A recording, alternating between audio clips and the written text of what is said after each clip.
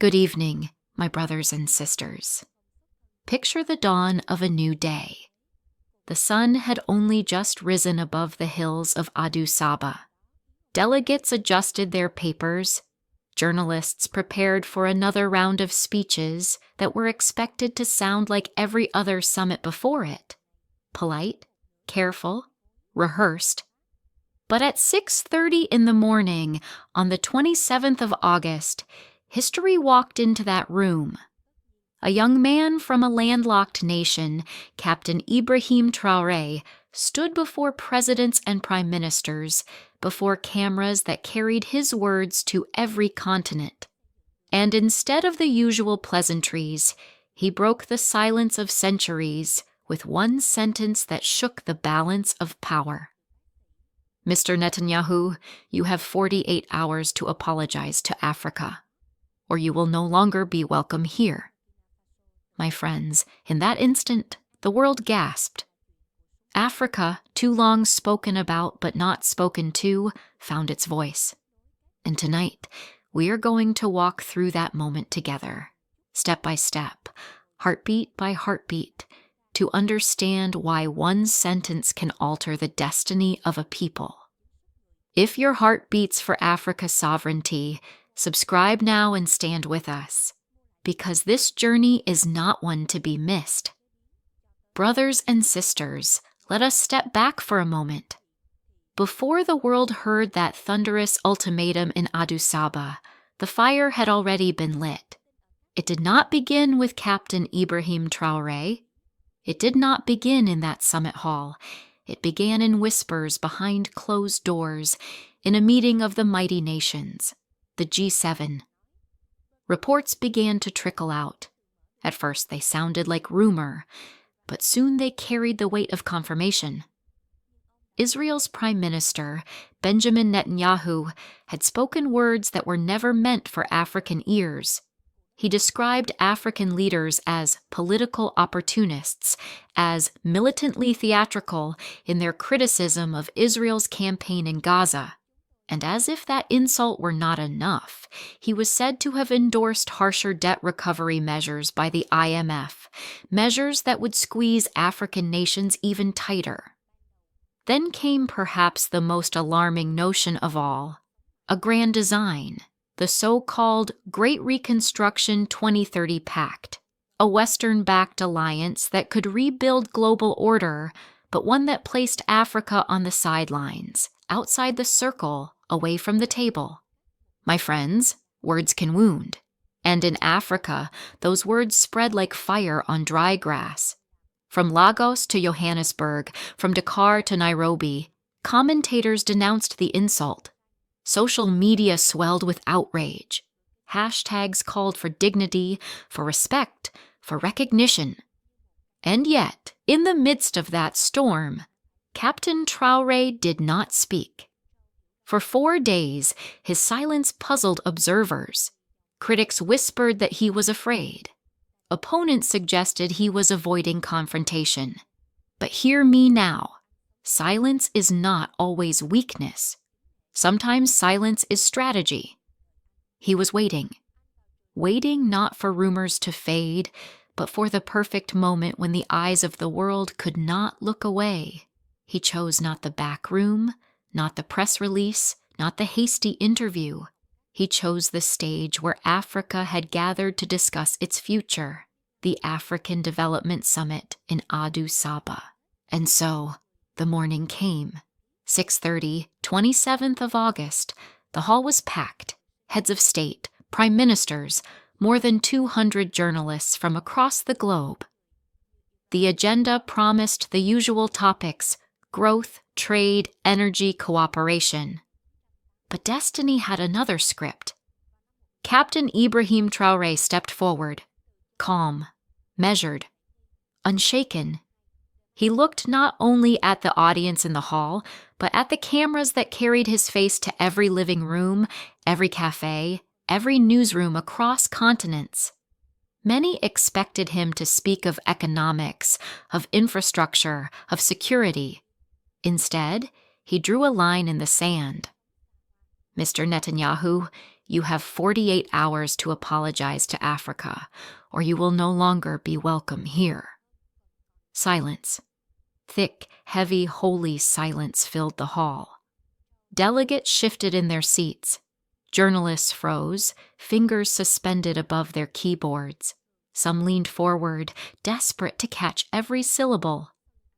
The air conditioning hummed like a drumbeat in the background. The young leader of Burkina Faso had just shattered every convention of modern diplomacy. It was not a threat of war. It was not a negotiation tactic. It was not bargaining. It was dignity. Pure, unfiltered, undeniable dignity, spoken aloud before the world.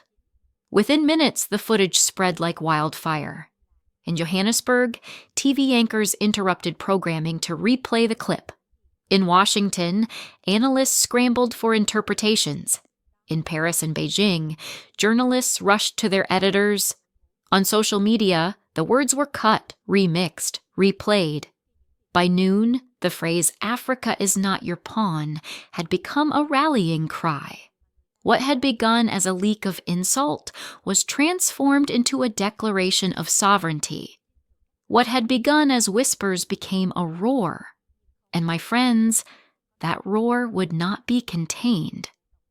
Because when a people have carried the weight of silence for too long, one sentence can become a revolution. But what happened after that single sentence turned the world upside down? Stay with us, for the storm of reactions was only beginning. Brothers and sisters, when the lion roars, the forest listens. And when Captain Ibrahim Traoré spoke those words in Addis Ababa, the echo traveled farther and faster than anyone could have imagined. Within minutes, newsrooms from Cairo to Cape Town cut into their broadcasts. The footage replayed again and again, his calm face, his steady voice, his ultimatum that gave a continent 48 hours of dignity. On social media, the tide was unstoppable. Hashtags swelled across 3 continents. One phrase, "Africa is not your pawn," rose to the top of the digital world. Young people cut the clip into songs, into poems, into declarations. TikTok videos multiplied. Twitter threads dissected every syllable. Facebook groups rallied communities across the diaspora. The world was no longer debating whether the leak was true. The world was asking, what will Africa do? And Africa responded. Loudly, boldly, immediately. In Johannesburg, the foreign minister of South Africa shared the clip with just 4 words. Finally, someone said it. In Nairobi, a former ambassador to the United Nations declared online, "This is the future of African diplomacy, fearless and incorruptible." In Ouagadougou, the streets overflowed. Thousands carried the red, green, and gold flag of Burkina Faso, chanting the name of their young captain. "Long live Traoré!" they cried. The squares shook with voices. But it was not only within Africa. Across the Atlantic, in Harlem, crowds gathered. They marched with portraits of Thomas Sankara held high, side by side with images of Traoré.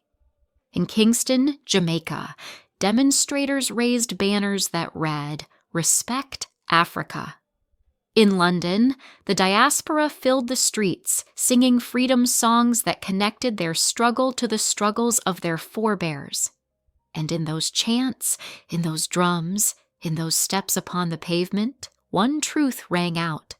Africa had spoken, and her children everywhere were answering.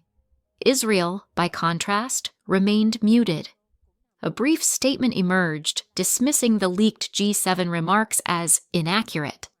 But there was no apology, no engagement with the ultimatum, no acknowledgement of the wound that had been struck. Instead of easing tensions, that vagueness only deepened the anger. Commentators across the continent described it as dismissive, as yet another attempt to wave away Africa's voice. And so the countdown grew louder, heavier, more urgent. In Washington, The reaction split the establishment. Some policymakers labeled the ultimatum reckless, a dangerous gamble that could destabilize fragile alliances in the Sahel. But others, younger scholars, African American activists, students in universities from Howard to UCLA, hailed it as a defining moment. They said, "Here, finally, is a leader from the continent refusing to bow." They wrote essays, gave speeches, hosted teach-ins. For them, the Ibrahim Traoré speech was more than diplomacy. It was history alive, breathing, and breaking chains. Meanwhile, Moscow and Beijing seized the moment. Their state media broadcast the ultimatum with glowing commentary. They framed it as proof that the global South was rising, that Africa was no longer a subordinate, but a force to be reckoned with. Analysts on Russian and Chinese television hailed Traoré as a symbol of defiance against Western arrogance. In Europe, the tone was cautious, restrained. Officials in Brussels, Paris, Berlin called for dialogue, for calm, for restraint. But beneath the measured words, unease was visible. The old balance of influence was trembling. The thought of Africa asserting herself so openly unsettled those who had long assumed control of the narrative. And in the Middle East, the reaction split sharply. Some governments condemned the ultimatum as provocation. Others, in private conversations, expressed admiration. They said quietly but firmly, "It takes courage for a small, landlocked nation to confront a powerful leader with such clarity." Friends, do you see the pattern? In every capital, in every community, the ultimatum forced a choice. Ignore it and seem dismissive. Engage with it and admit that Africa has set the agenda.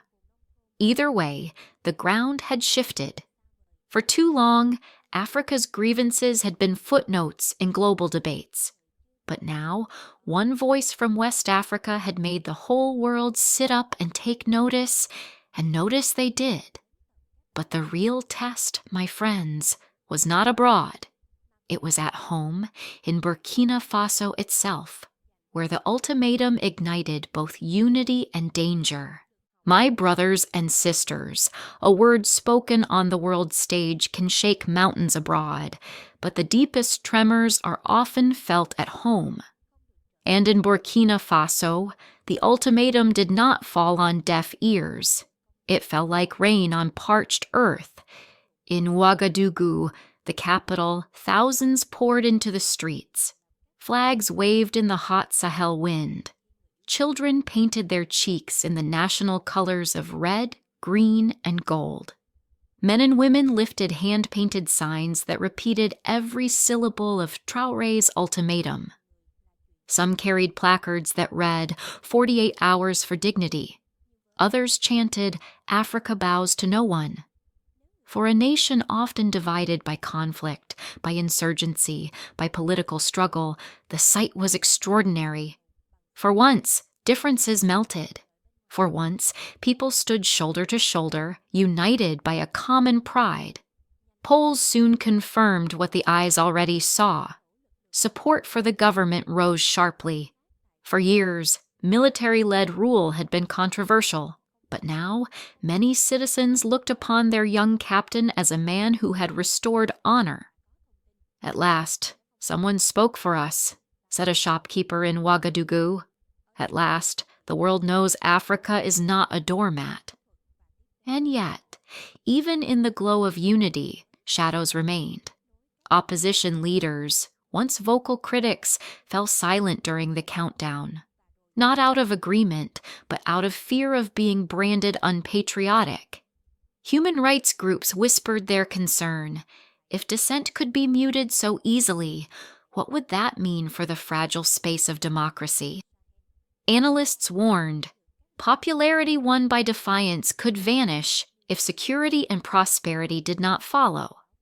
Pride can inspire, but pride alone cannot feed a nation. The economic risks were real. Investors hesitated, uncertain whether confrontation with Israel, and by extension its allies, would cost Burkina Faso access to markets.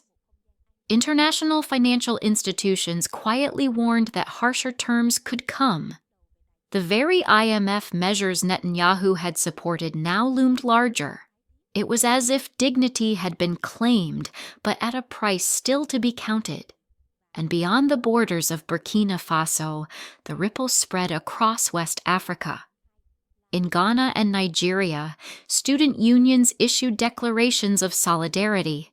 In Senegal, lawmakers debated whether existing agreements with Israel should be reviewed.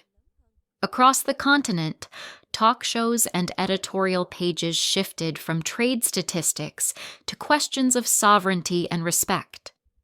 The ultimatum had changed the conversation. Regional institutions felt the heat. The African Union, often criticized for slow responses, was forced into action. Emergency meetings were convened. Rumors swirled of a joint statement to demand a clear reply from Israel. For once, the AU could not remain silent.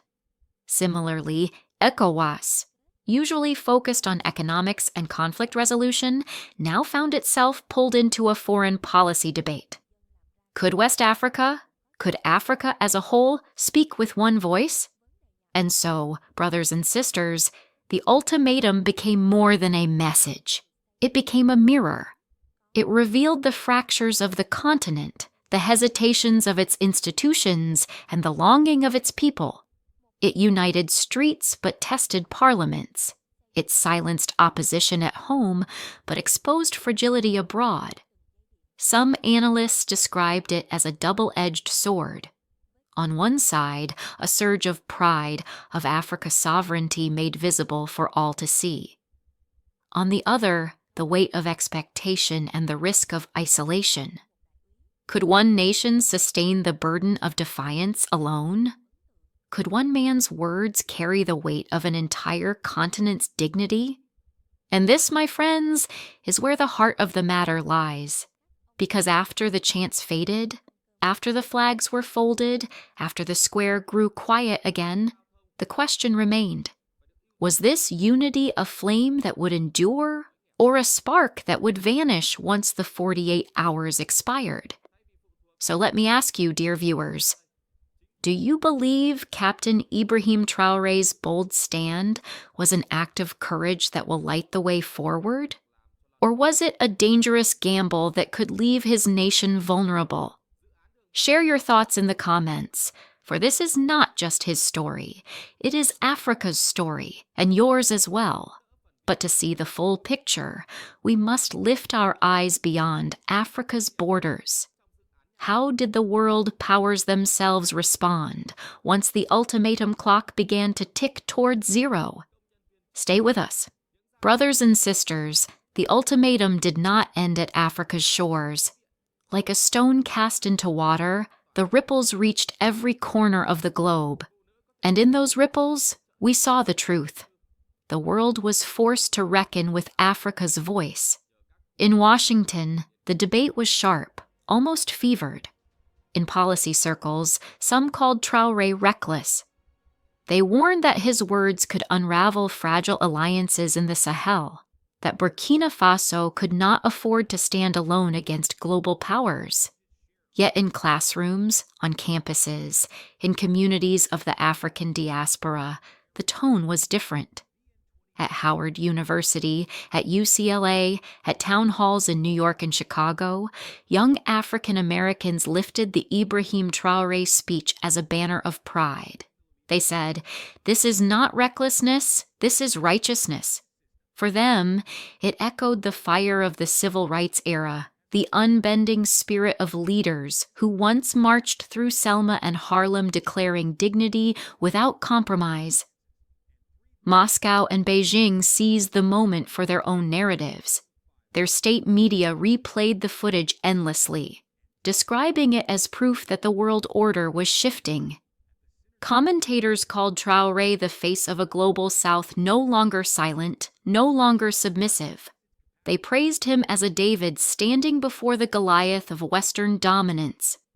In Europe, the halls of power grew uneasy. In Brussels, Paris, Berlin, officials urged calm and dialogue.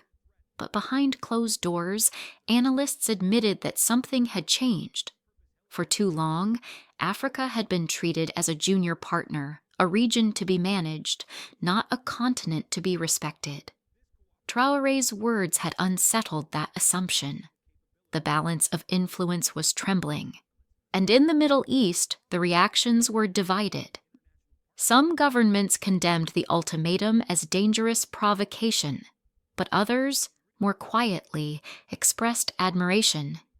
To see a small, landlocked African nation stare down one of the region's most powerful leaders was, in their eyes, nothing short of remarkable. Everywhere, one truth rang out. The terms of engagement had shifted. Africa was not begging for a place at the table. Africa was declaring that the table itself must be rearranged. Yet even as the world argued, one truth could not be ignored. The countdown reached 0. 48 hours passed. No apology came. What then? What does it mean when dignity is demanded but not delivered? Stay with us.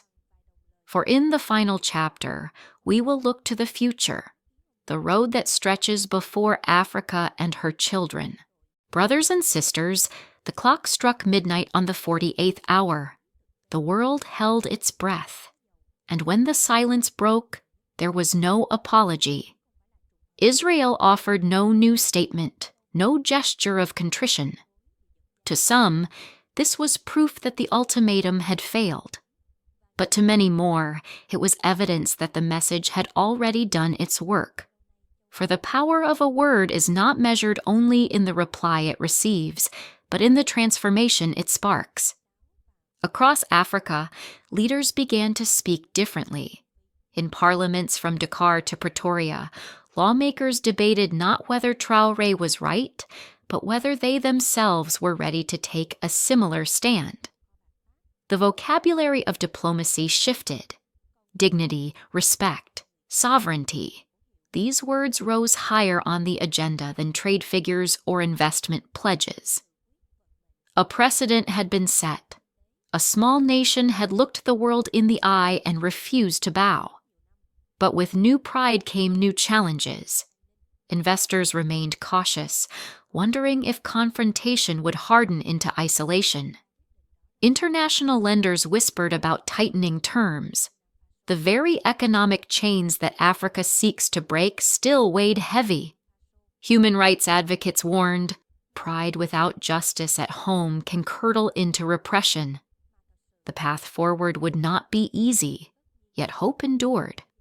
In classrooms, students studied the ultimatum as a turning point, not a footnote. In the diaspora, from Harlem to London, the phrase "Africa bows to no one" became a chant, a song, a sermon. In markets and mosques, in churches and cafes, ordinary people spoke of dignity reclaimed. They asked, if one man can demand respect for his people, what could a continent united achieve? The African Union now stands at a crossroads. Will it remain a cautious committee issuing statements, or will it rise as the shield of Africa's sovereignty, willing to defend not only borders but dignity? Will other leaders follow Traoré's example, or will they retreat into the old habits of silence? The choice is not only theirs, it belongs to every African citizen, every voice in the diaspora, every friend of justice. My friends, history does not end with an ultimatum. It begins there. The seed has been planted. Whether it grows into a tree of unity or fades as a fleeting spark depends on what we do next. So I ask you, will this moment become the dawn of a new Africa, or will it be remembered only as a headline soon forgotten? Stay with us. For in the conclusion, we will speak of the lessons, the legacy, and the vision that must guide the road ahead. Brothers and sisters, as the lights dimmed in Addis Ababa and the 48 hours expired, the ultimatum had already fulfilled its purpose. Israel may not have apologized, But the world could not unhear what had been spoken. The dignity of Africa had been declared, not requested.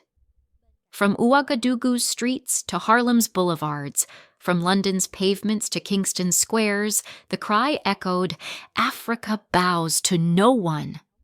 In homes and classrooms, in markets and churches, the Ibrahim Traoré speech became more than politics. It became testimony, a reminder that Africa's sovereignty is not granted by outside powers. It is claimed, lived, and defended by her people. This moment joins a lineage of voices that refuse to kneel.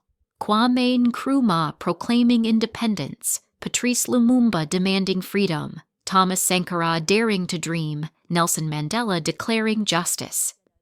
And now, Traoré's words have entered that chorus. Whether history will call him reckless or righteous, no one can deny that he made the world listen. Yes, dangers remain. Economies tremble, investors hesitate, human rights must still be guarded. But no matter the risks, once a voice has been heard, it cannot be silenced. Africa's sovereignty has stepped into the center of global affairs, and from this moment forward, the world must reckon with it. So, dear viewers, the future is now in our hands. Will we nurture this seed into a forest of justice, or allow it to wither into memory? That answer lies not only in summit halls and government chambers, but in the courage of every citizen, every student, every child who dares to believe that Africa is worthy of respect. If your heart beats for Africa's sovereignty, write Amen in the comments below. If you believe that Ibrahim Traoré's speech carries a message for the world, share this video so that no voice of dignity is ever lost. And above all, subscribe and walk with us, because this journey has only begun. Africa bows to no one.